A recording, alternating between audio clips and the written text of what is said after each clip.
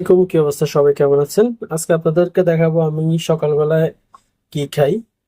তো একদম সকালবেলা তো ভোরবেলা আমি আসার পরে মানে খালি পেটে ব্ল্যাক কফি, তারপরে আদার রস আর লেবুর রস দিয়ে মিক্স করে খাই।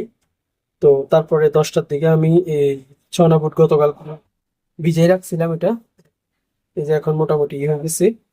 তখন এটাকে একটু সিদ্ধ করে নিই।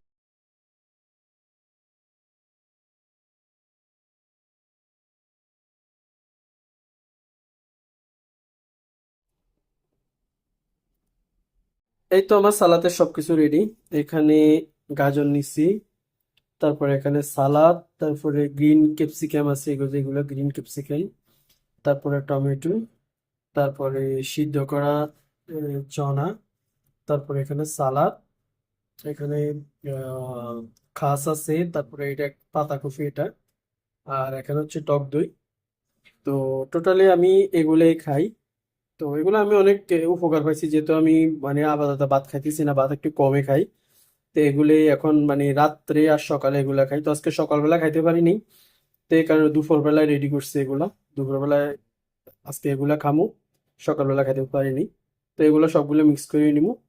ও এখানে আরেকটা, এখানে আবার গ্রিন আপেল দিছি, এই যে এটা হচ্ছে গ্রিন আপেল, এটা দেওয়া হয়েছে। তো মোটামুটি আমি হাতের কাছে যেটাই থাকে ওইগুলো দেওয়ার চেষ্টা করি।